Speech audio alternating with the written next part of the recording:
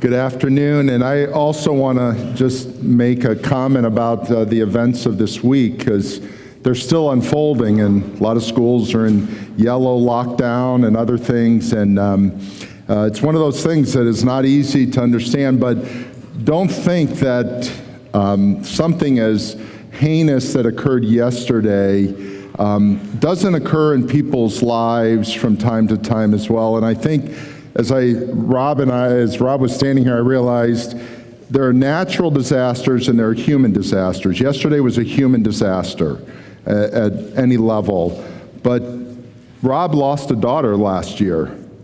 That's a natural disaster.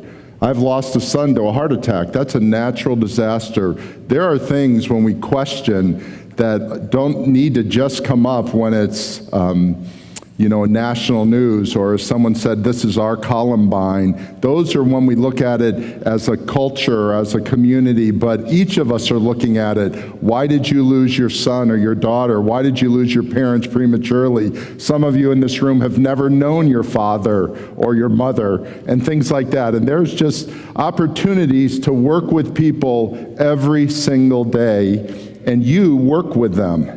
And I work with them, and they sit next to us and across the desk and across the office, and they're your assistants, and you're the assistants to them. And I think it's a great opportunity that we don't ignore in the workplace, the opportunities to share with people the right answers to all of this. So I encourage you to take that opportunity. So we took our daughter, 17 years old, to high school today. She was concerned that why did it happen at that school and not her school? These are questions we all have, don't we? And we got to think through them, pray through them, respond through them. Today, we're going to talk about relationships. Last month, we talked about individuals. We talked about yourself, how to know your sweet spot, how to know that you're working on all cylinders. But today, we're working and going to talk about relationships. And I've entitled this talk, Lean In to Relationships. And yes, I stole that from Sheryl Sandberg's great book called Lean In. And most you women have probably read it, and you men haven't. If you haven't read it, men, it's a great book, but it's talking about leaning in to relationships, and I'm speaking of the work relationships. So we're going to look at it and do a little discussion of it today. Let me move this across. And I want to talk about, there are three types of relationships. We're only going to do the third one, but I want to get us into context of understanding what I mean by relationships. Relationship number one is casual or informal relationships. These are relationships that have no commitment beyond the moment. They're your friends, kind of your acquaintances, occasional customers and vendors. They're the people you see here once a month. I said hello to several people today. It's a casual relationship. There's no responsibility beyond the moment. That's what casual means. So when you say, let's go have coffee, or let's have lunch, or let's talk about a little of this, beyond that, there's nothing. So that's a lot, and most of the relationships you have, that's probably 200 people in your sphere of influence. The second one is lifelong relationships. These are the ones that last your whole life. Your family, your marriage, your faith. I'm a Christian. My faith in Jesus Christ is lifelong. It is a lifelong thing. It's for your entire life, and many of us have friends from our childhood, and they're lifelong, even though there's no requirement like you have with your parents or your physical children, but you have lifelong friends, and it's very important to understand that there's certain obligations you have to these lifelong relationships. So on the easy side or the casual ones, there's no responsibility except to be nice and friendly and cordial and honest and all the rest, and then you're done with that one. Lifelong, you have incredible responsibilities. We're not going to talk about either of those today, but I wanted you to understand how important those are. Today we're going to talk about the third type, which is contractual obligations or relationships, and specifically in work. Now, I know we're not a right-to-work state. We have the opportunity to, you could be fired. We are a right-to-work state. You could be fired today, but we have contracts. Our relationship is for a period of time. This is business, vendors, clients. You have a client and you sell them a product that has a warranty for a year. There's an obligation attached to that. There's a contract attached to that. When you work for your company, even though you don't call it a contract necessarily, some do, you have a contract with them. There's obligations you have with that company, and no one believes that it is forever. You start on a certain day, and we may not know when the end date is. Some contracts you do, but most you don't, but it will end at some period of time. It is for a set period of time, even if you work for that company for 20 years. It's a set period of time. So I want to talk in this realm today, and everything I say from hereafter fits in the other two categories, but we want to use it in context with work, because that's why we're here, to talk about leadership and character and development in the workplace. So let's do that. There are three types of conditions, or if I could use the word office culture, whatever word you use in your setting, because you might not be in an office, you might be in an educational center, you might be in a warehouse kind of setting, industrial setting, whatever your setting is, there is a culture there when it comes to relationships. And I want to talk about that, and I'm going to start with the negative, then work to the positive. I'm a very positive guy, so I'm going to start negative and go positive. The first type of condition or culture in a setting is toxic. Toxic. Now here's what I want you to do. I don't want you to look around right at this moment in time, because everyone with a white banner on your table has coworkers there, so either look down or look at me. Don't look next door. A toxic relationship is a relationship that has no passion or purpose in it. And if you want to know what passion and purpose is, that's what I spoke about last month. So we had a whole discussion on passion and purpose. A toxic person is me first, low morale, always negative, no growth, competitive in the negative sense. Now, competition is good. We're going to try to sell this many units. We're trying to get this many new clients. That's good competition in your company. But there's also that negative, competitive spirit, competitive attitude that people have that is wrong, and it's toxic. No appreciation. It doesn't go anywhere. And here's the key. Conflict, which we'll talk throughout all of these, exists. You will always have conflict if there's relationship. It is destructive conflict. Destructive conflict. How many of you have ever played sport, organized sports? Raise your hand. Have you ever had a coach yell at you? Can I just say, and there may be some coaches here, I coach. The reason I don't sing anymore is I coached, and I'm okay with screaming across the field so you get attention, but there is such destructive allowances with coaches. It is wrong. We are beating people up with this destructive conflict, but we take it into the workplace. I remember I had a guy that knew no other way except to, when he got mad, to turn his language to one-syllable words, usually 4 letters long. I'm like, and I said, you've got to learn to communicate without using those 4-letter words to me.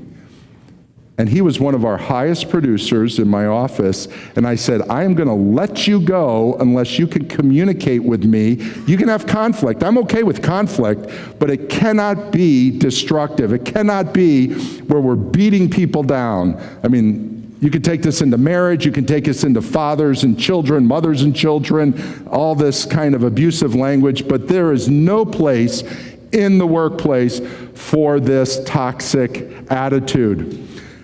In other words, they fight unfair. All of us have to fight. All of us have conflict, but we need to learn to fight fair. There's a guy here in Fort Lauderdale who just wrote a book, a friend of mine, Alan Platt. He's from South Africa. In fact, he's been here several times. He's not here today. I think he's probably out in Parkland right now. But he wrote a book called City Changers, and he tells a story, and I want to read it because he's a good friend, and actually some of the things I'm sharing today, he and I have interacted with. But he tells when he first got a dog. Now, I don't own dogs. I love dogs, but I personally don't have a dog right now. And he was talking about when he got fleas. The dog had fleas. Do you have dogs? They get fleas. So he wants to tell us about when the dog got fleas. My dog had fleas.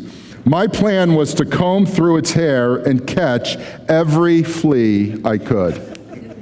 I don't know whether you have tried this, but it is very difficult as an exercise. As I was trying to find and catch all the fleas, a friend of mine arrived and asked what I was doing.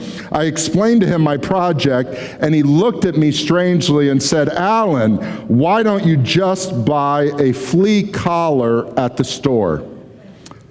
I sat stunned. What was this flea collar of which he spoke? What a brilliant idea. I rushed off, bought a flea collar, and put it around the dog's neck. Within 3 days, the fleas were all gone. I was so amazed, so I tried to figure it out, how the system worked. How did the fleas know there was a flea collar around the dog's neck?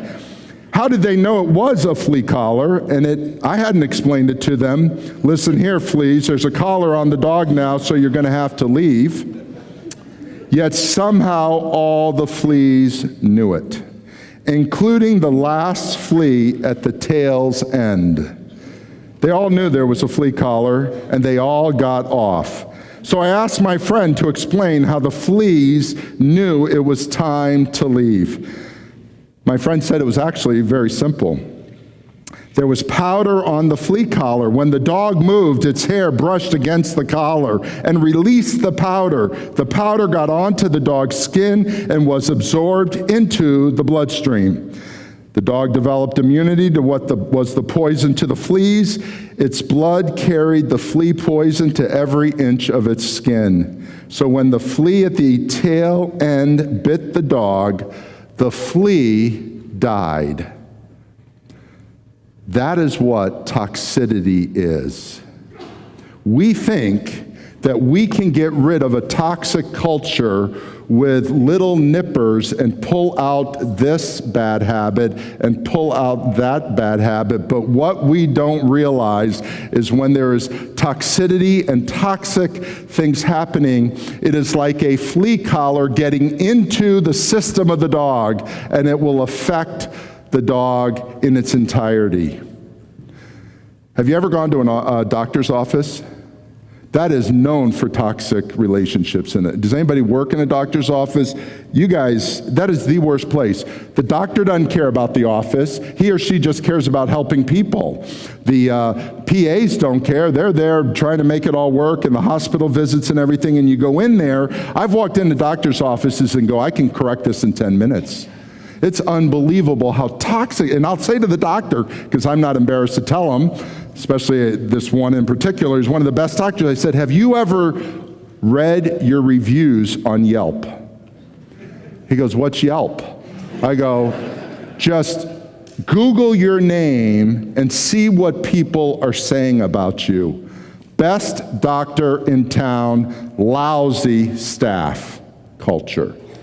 It's all over the internet, doctor, that you're great, but your team is terrible. It's toxic.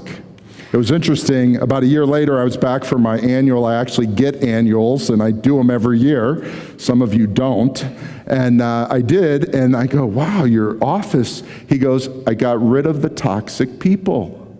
And it was a good office now. Not perfect, but a good office. You've got to realize that toxicity kills culture. Number 2. Second condition, kind of negative still, not as bad, habitual. This is no passion or purpose, but the person may be a hard worker. And just in habitual is just the word habit. with an ending to it, very habitual in what they do. Now, some habits are good to have. You need to have good habits, your morning habits, your return of emails to your clients, and good habits. But you're not sure why things are done. This person is draining, their status quo, and when conflict comes, they avoid it because they don't want to rock the boat, because they got a good thing going here, and it's a habitual culture. And there's so many settings in this in our area that are just based on habitual. You come in, you know every other Friday you're going to get a paycheck, it works, you're good enough to stay there, you're not bad enough to be fired, but you're really not advancing it, and then it becomes a cultural thing. Number 3, and this is the important one, generative. Just the word gener, if you divide that out, means to produce. A generator produces electricity. A generation produces a new progeny of people. There's a production that goes on. We need to have a culture in our offices, in our work settings, that are generative. These are people who are working in their passion, working in their purpose, in their sweet spot, which we talked about last month, so again, reconnect. They have mutual purpose, mutual respect, and mutual trust for each other. I don't do what you do. You do it well. I trust what you do. You trust what I do. There is a setting that allows growth to occur. It's a growing environment, a creative environment, and you choose to deal with conflict. First one, toxic, is destructive conflict. I have a friend who's in a partnership that owns office buildings, and it's a wonderful business. They make a lot of money, they do well. One of the partners is so toxic, she describes how this partner, when she wants her way, just begins to scream. The rest of the partners are habitual. So when you put habitual people with toxic people, the toxic person always wins because the habitual people avoid conflict. Do you see it? So the toxic person who's going to yell and scream, or some people actually cry, do something emotive that's so out of control that the habitual people go, okay, yeah, we got to do what you say. Yeah, oh, I'm sorry, you're right, let's go your route. And I go, this is the most dysfunctional group. And I was doing some coaching for this person, and I said, you're habitual. And she goes, no, I'm not. I said, yes, you are, because you're avoiding this. Year after year, you've been avoiding this. Well, we're making money. I'm going, that's not the only thing here. You could be making a lot more money with the same effort if you had a generative team development. And it was interesting because I've worked with her for about 2 years on this, and she decided that the team does not want to be generative. She's leaving it.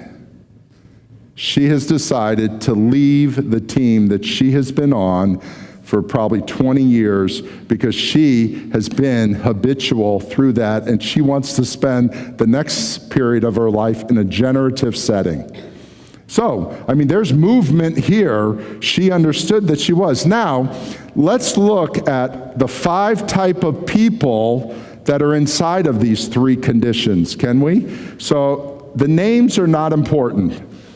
The names are not important. You put your name to it, but I had to put some name to it. So, who are the people you work with? Who are they? Number 1, and again, this word is not important. You can actually physically put a name if you want. Responsible people. These are the people who create the vision, the passion, the purpose, why your business exists. These are your bosses, the owners, the partners, the directors, the stockholders, major key vendors, major key clients who are all helping create the vision. Now think about it, because you may be this person. Are you generative? Are you habitual? Or are you toxic? Can you imagine someone who's at the head of an organization, a company, a team who's toxic? And they're the ones in charge of creating the vision. It's going to be a toxic vision. I mean, again, it might not be evil in that sense, but understand that there are responsible people who create the vision. Number two, and this is where most people sit, and I just put the word important, these are the people who carry the vision. These are your workers. They are carrying this vision that you have designed, whether it's you as a team, you as a group leader, you as the owner, you as the nonprofit leader, whomever you are developing a vision to move forward, and you need people to help carry it. Now, this is important. Who carries the vision of you? It is not just your employees, it's key clients. Now think about it. Westminster Academy is here. Do we have any graduates of Westminster Academy in the room? Raise your hand. You guys carry the vision. They don't pay you to go, I went to Westminster Academy, it was a great school. I loved my experience there. But that is a person who carries the vision. Do you see that? You have a happy customer. You have a happy vendor. You have a competitor who is happy with working with you. What happens immediately? They are carrying your vision. You know, I just did a deal with that law firm, and those guys were honest. I just did a deal with that bank, and they were honest people. They're carrying your vision. They're not giving you business, but they're carrying your vision. I just did a deal with that bank, and they are lousy. They're carrying the toxicity of it. So they're going to carry your vision if it's a good vision or a bad vision. People will carry it, and you want them, both your employees, because they're the people you work with, but all these other people, your peers, your team, to carry it. Number three, teachable people. There are always people that want to learn your vision and learn your passion. These are your direct reports, your newer people in the business, even your interns. I was with a company several weeks ago, have about 100 employees, and I was with the president of the company, and we're talking, and I knew him, younger guy, about 40, 42, and we're talking, having a good time. We leave, and the executive vice president is outside waiting to get in to see him, and I happen to know him, casual, just a casual acquaintance, and I said hello to him, and he said, you know, he used to be my intern. I said, who used to be your intern? He said, the president. He pointed to the gentleman I was just with. He said, he interned for me. Now think about it. The executive vice president is more my age. The president's in his 40s. And he was excited that he said, I helped him teach the business. That's teaching the vision. This guy was so generative that he was okay with the guy going past him. Instead of saying, oh, I should be the president and he should be the EVP, he goes, you know what? He has the qualities to be the president, and I'm a number 2 guy. Yet, I was there to help him. You and I have to help people catch the vision of your company, of what you want to do, why you want to do it, who you want to do it. You go, well, they're only going to be here a year if they're an intern. You know what? But these people's interns are going to start working for you. You would hope that they would have done it before they came to your company. You do it. It's a pay it forward kind of thing. Even if you only get them for a year, you leave them better than you found them. That they understand what it means to have a generative work experience. You see, if they only know a toxic work experience, they're going to take that toxicity as a 23-year-old to the next place of work. And you're just expanding your influence in a negative way. This is an opportunity to teach people what the vision is and how to understand what it is to have a good working environment. And it's great. Now, there's a fourth type of person. Again, ignore the words, nice. You go, everybody should be nice. Well, these are the people that are part of your organization that are not carrying the vision. So you have the creators of the vision, you have the carrying of the vision, you have the ones who are learning the vision and being taught the vision, on-ramping and understanding the business. Then there are people in an organization that are not carrying the vision or the passion. They're likable, they're nice, they're likable, but they're time wasters. Maybe they're too nice to let go.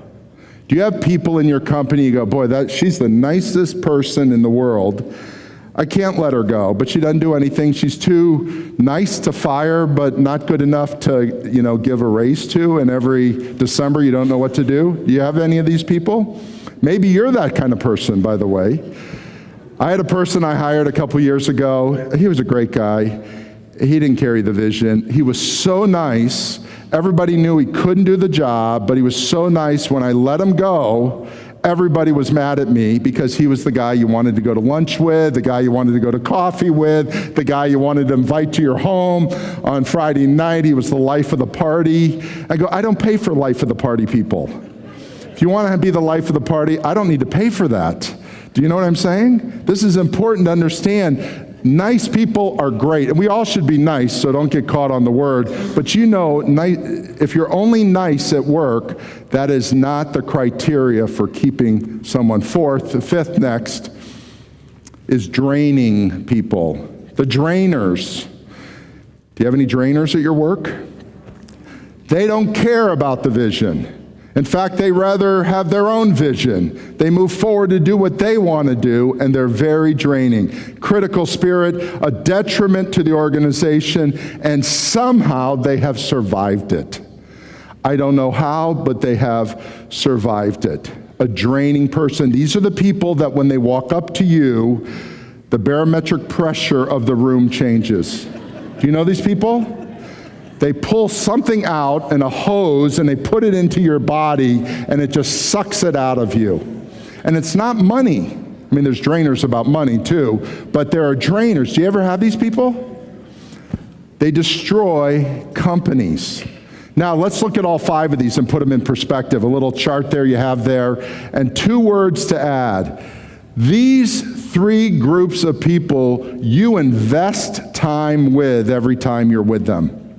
I'm using the word in 2 different ways, but you invest time. When you're with the boss, you're investing time. When you're with people that are carrying the vision, you're investing time. And you go, boy, that customer I've tried to get for 100 years and I can't get them. They're so nice, I want them. What are you doing with these people? You are spending time. Now, any financial planner here will tell you that when you invest something, you have a rate of return on it. And when it is people, it's not 3%, 5%, 12%. It might be tenfold. It might be 1,000% when you're investing in people. But when you spend time in this area here, you are just spending time. And you never get it back. You don't even get a 1-to-1 ratio back. You are spending time. Now, we all have to spend time with people. The question is, and this is the art of business and the art of leadership, how much time do you invest in people and how much time do you spend on people? And that is a question I can't answer. You have to answer. But if this is your life, your business life, and you're spending 80% of your time, you are wasting your time and only investing 20% in people. My suggestion is you invest 80% of your time and only 20% do you spend on people. Now you have to spend on people. I totally get it, but you do not have to. Okay, here's the classic. The squeaky wheel. What does the squeaky wheel get? The oil. Can I just tell you, the squeaky wheel gets the oil once. The squeaky wheel gets the oil twice. The squeaky wheel gets the door the 3rd time. You want to be leaders or you want to be mothers? If you want to mother people, go mother them. If you want to lead them, because when I see as a co-employee that you're coddling this toxic person, what does it do to my morale? So if you want to destroy the whole group like fleas on a dog, it's easy to do it. Leave these drainers in place. Now you've got to decide, what if this drainer brings you a lot of money? What if they're your best producer? What if it's the guy that, like I had, my best producer, and he's saying every 4-letter word that the whole company can hear whenever he's mad? And I told him, there's the door, or you're going to start speaking in multiple syllables. It's your choice. And he goes, you can't do that. I said, try me. And he decided to change his language because he wanted to work in a place that was generative. He just didn't know how to. So I coached him up. Coach him up. That's the teachable side. Everybody, I think, is teachable. We've just got to begin to do it. Now, let me give you 4 closing thoughts here. Our time is running out. It may not be on your page, actually. Oh, it's on the back. Go to the back of your page. How do you invest time in relationships? 4 closing thoughts, real quick. Number 1, invest in yourself. Invest in yourself. That's last month's conversation that we had here, but also look in the mirror. Am I toxic? Now, most people in here, you wouldn't be here if you were toxic, but am I habitual?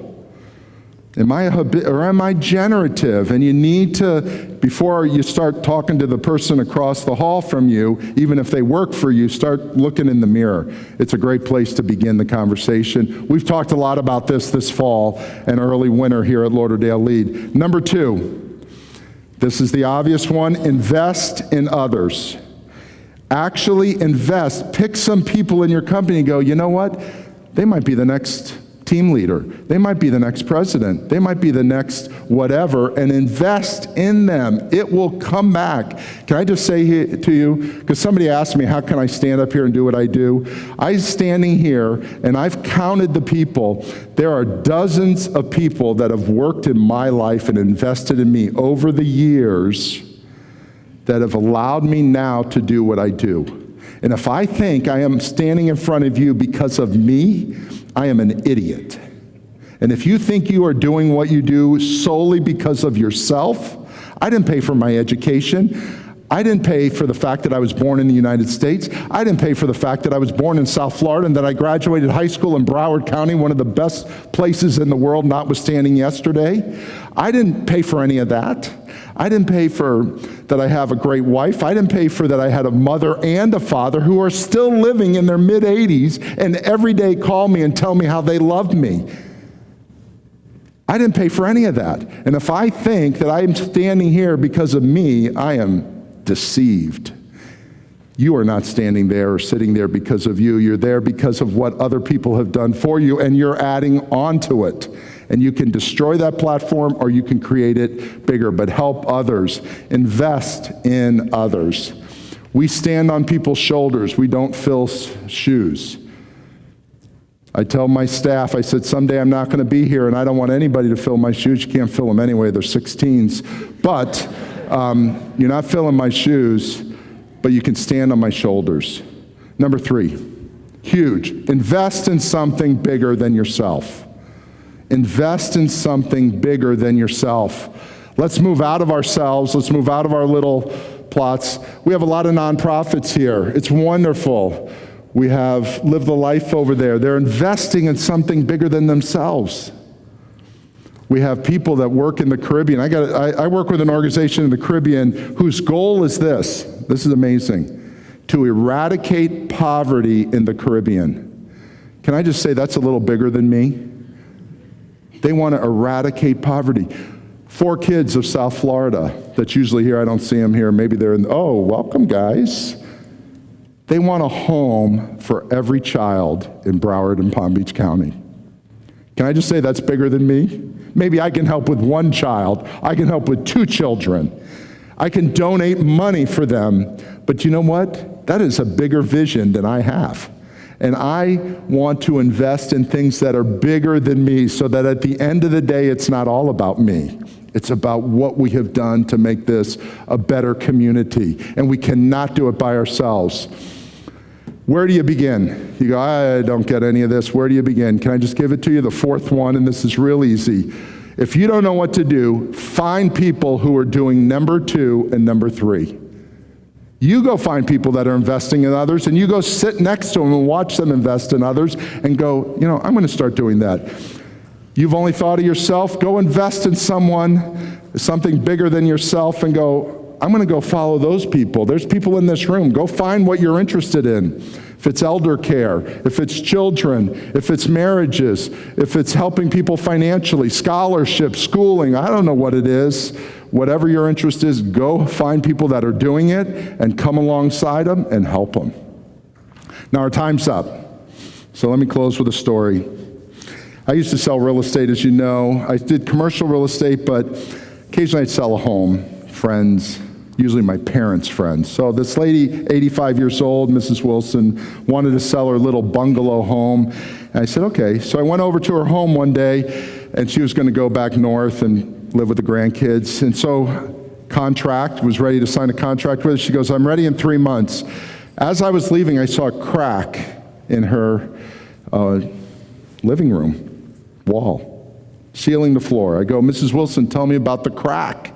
She looked at me and goes, what crack? You know, she's 85. She didn't see a crack. I said, okay, no worries. You've been here 40 years. I come back 3 months, sign the contract, we get it all, and the crack had grown to a 1/2 inch. Now, those of you who are builders, a 1/2 inch crack is a real crack. Ceiling to floor. I said, Mrs. Wilson, tell me about the crack. She goes, what crack? She hadn't seen it. You know, she's 85. She didn't see it. So I got a builder in there, Spector. He looks around and says, this house is fabulous. It's not moving, nothing wrong. He goes, get a roofer in here. I get a roofer inspection in here. He goes, because it was made of rafters, because it was so old, not trusses. He goes, this roof is not moving. It is a great roof. Now I'm spending all our money on inspectors. The roofer says, get a soil tester in here. So I get a soil guy in there, and back then, this was about 20 years ago, they would take an auger. It was just basically like a screw that pulls out the soil, and you can see the level of the soil, and it's a T-bar, and you just kind of go like this through the sod, and you pull it out, and you can see the soil under the house. Very archaic way, but it works under a house. So he goes by the wall that has the crack, goes right up to the wall where the grass goes to the wall, and it's about this thick, so he's like fighting his way through it, and all of a sudden it drops. It drops. He and I jump back, and that auger is on the ground, stopped by the T. So we get back on our knees and start pulling back the sod and see a 5-foot deep, 20-foot wide by 40-foot, we discovered, empty hole. That house was floating. It was floating on just a little edge, and we're on sand down here, little edge of sand. They tested it all out. They said, 3 months from now, this house caves in. I said, it's a gorgeous house. So look at all the flowers and the oleanders and the mango trees and the avocados she gives us every year. He goes, this house would go down. I said, what do you do? He says, it's really, really simple. I go, that doesn't look simple to me. He goes, you back up a concrete truck, you put a hose in there, you put a pump on the hose, and you pump cement in that thing, and you build a foundation 5 foot deep, 20 feet wide, 40 feet long, and that house will never move again. And that's what we did. Filled it. That house will be here when all of our grandchildren are long gone. Unbelievable. What is the point? She had the prettiest house on the street, but inside it was caving in. I look at your company, I don't know you, it looks great. I talk to you every week. You guys look fantastic. Inside your company may be the most toxic place in the world. Do something about it. It took a generator to pump that concrete into there. And you know what? It's now a strong house that's going to last another 50 years. And that's what we need to do with our businesses and our companies. Thank you very much.